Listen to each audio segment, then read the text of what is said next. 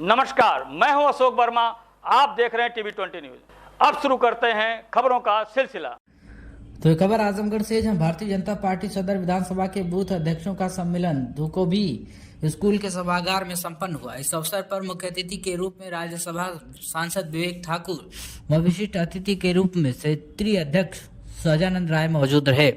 इस अवसर पर मुख्य अतिथि राज्यसभा सांसद विवेक ठाकुर ने कहा कि यह बूथ अध्यक्ष भारतीय जनता पार्टी के वह मजबूत स्तंभ है जिस पर भाजपा खड़ी है। भाजपा में बूथ अध्यक्षों की भूमिका में सबसे ऊपर आप ही सभी बूथ अध्यक्षों को अब चुनाव अपने हाथ में ले लेना है। आप सभी को सिर्फ अपने बूथ की चिंता करना है। आपने बूथ जीत लिया तो हम सब चुनाव जीत लेंगे। देश बहुत महत्वपूर्ण मुकाम पर खड़ा है। आप सभी बूथ अध्यक्षों का परिणाम देश और आपके लोकसभा क्षेत्र की दशा व दिशा तय करेगा। आपने इससे पहले भी कठिन परिश्रम से उपचुनाव में दिनेश लाल यादव निरहुआ को विजय दिलाने का काम किया है।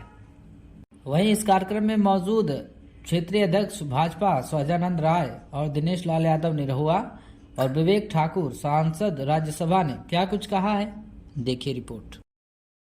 दर्शन करेंगे ऐसे परम श्रद्धेय विवेक ठाकुर जी, हमारे भारतीय जनता पार्टी आजमगढ़ के सांसद और भारतीय जनता पार्टी आजमगढ़ के भावी सांसद। आजमगढ़ सपा का गढ़ माना जाता है, ऐसे में कैसे सेन लगाएंगे आजमगढ़? सपा गढ़ आप कैसे तय कर दिए कि माना जाता है? अभी वर्तमान सांसद है कौन? 10 विधानसभा सीटें सपा के खाते में। अभी वर्तमान सांसद है कौन? लोकसभा का चुनाव हो रहा है ना। तो फिर ये कहिए, पूछिए कि लोकसभा का चुनाव है, चुनाव की तैयारी कैसे है। सपा चाहती है कि पुनः यह सीट वापस ले भाजपा से, क्योंकि भाजपा जीत चुकी है यहाँ पर। ये प्रश्न होना चाहिए। कैसे आप जीत का दावा कर सकते हैं? जीत निश्चित रूप से यहाँ की जनता खुश है। जब से हमारे सांसद बने हैं, अमन चैन शांति है, विकास है हर जगह, और लोग इस चीज़ की अनुभूति किए हैं। सपा कहती है आजमगढ़ में विकास का कार्य समाजवादी पार्टी ने किया है। अरे सपा का बस चले तो बुलेट ट्रेन जो देश में चल रहा, वो कहे कि हम ही लोग गए थे उसका झंडा दिखाने के लिए, तो उसका कोई अंत है? अरे जनता को न स्वीकारना होना चाहिए। हम लोगों ने ये तय किया कि हम सबसे संपर्क करके और सबसे निवेदन करेंगे कि माननीय हमारे जो प्रधानमंत्री नरेंद्र मोदी जी हैं, वही देश के प्रधानमंत्री फिर से बनने जा रहे हैं। तो हम लोग भी मेहनत इसीलिए करेंगे कि हमारा आजमगढ़ भी सरकार के साथ रहे। 1.5 साल सरकार के साथ हम आजमगढ़ को जब रखे हैं तो हमने देखा है कि कितना तेज़ी से आजमगढ़ में काम हुआ है और ये काम रुकने ना पाए, इसके लिए हम लोग मेहनत कर रहे हैं और हमारे सभी कार्यकर्ता इसके लिए एकदम मोदी बन के लड़ रहे हैं। सर, आपने 1.5 साल में जो विकास किया है, वही सपा के कुछ लोग हैं वो नेम प्लेट बना करके लोगों में बांट रहे हैं कि मैं ये सपा का कार्यक्रम कार्य है, तो किस तरह से लोगों को कहना चाहेंगे? उनसे हमारा कार्यकर्ता सब जानते हैं और उनसे सवाल कर लेते हैं कि आज लिखा है न बना लेला। एक ही सवाल हमारा कार्यकर्ता बोलता है, जब भी कोई सपा का आदमी बोलता है कि ये हमने बनाया है, तो हमारा कार्यकर्ता या हमारे आजमगढ़ का आम जनता भी पूछ लेती है कि आज लिखा है न बना लेला। अपने गांव का सड़क बनाई ना पाओ, हुआ पूर्वांचल एक्सप्रेस वे बने हुई बात हो।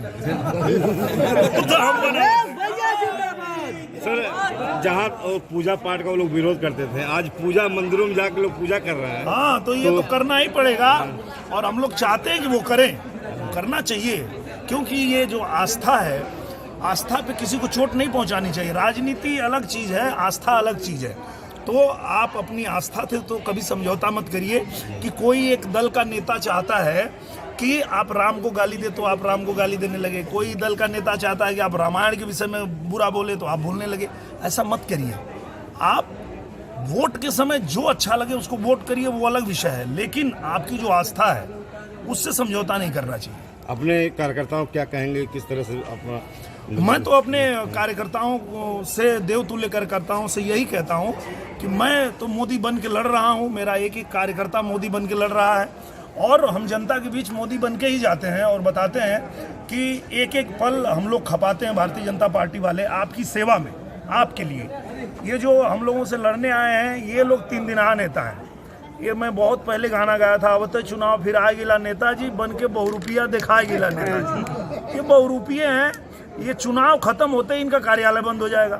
भारतीय जनता पार्टी का एक एक कार्यकर्ता हारे चाहे जीते, यहाँ रह के काम करता है, धरातल पे काम करता है, सेवा करता है, और वो हम करते रहेंगे, ये जनता को भी पता है। जिस तरह से भाजपा का लोगों में जुड़ाव बढ़ रहा है और जनाधार बढ़ रहा है, उससे उनको घबराना ही चाहिए, क्योंकि भारतीय जनता पार्टी जो है वो धरातल पे काम करती है, और हम लोग धरातल पे काम करने वाले लोग हैं, पूरे साल काम करने वाले लोग हैं। ऐसा नहीं है कि खाली चुनाव आएगा तब हम जनता के बीच जाते हैं, नहीं, ऐसा नहीं है। आप लोगों को याद होगा 19 में मैं चुनाव हारा था, उसके बाद भी मैं भारतीय जनता पार्टी का कार्यकर्ता होने के नाते एक एक कार्यक्रम में गांव-गांव घूम करके किसका घर नहीं बना लिस्ट बनवाना है, किसका शौचालय नहीं बना, जो भी पार्टी ने कार्य दिया वो हम लोग करते हैं। बाकी ये लोग तो बस चुनाव में आए हैं, फिर चुनाव के 19 में जीत के भागे थे, 22 में हार के भाग गए थे, अभी चुनाव के बाद फिर भाग जाएंगे। सर, समाजवादी पार्टी जीत का दावा कर रही है, इस पे आपका क्या कहना है? अब देखिए, सपना देखने का तो हक सबको है, उनको देखने दीजिए, पर इस बार उनका सपना इसलिए नहीं पूरा होगा कि अब तो जनता के बीच हम लोग जा रहे हैं, तो जनता कहने लगी है, कोई नेता की बात नहीं कर रहा हूँ, जनता कह रही है कि भाई 5 यादव लड़ा रहे हो, 5 तुम्हारे घर में ही पैदा हुआ है, पूरे प्रदेश में तुम्हारा एक यादव तुमको नहीं मिलता है जो इस योग्य है कि उसको तुम प्रत्याशी बनाओ, वो सदन में जाए, अपने क्षेत्र की जो भी समस्या है उसको रखे। तो जनता कह रही है कि ये लोग हारेगा नहीं तब तक ये लोग को देश में कोई यादव दिखेगा नहीं। अब तो ये बात यादव लोग भी कह रहे हैं। तो निश्चित रूप से ये परिवारवादी पार्टी है, सिर्फ नाम रखा है समाजवादी पार्टी। ठीक ठीक।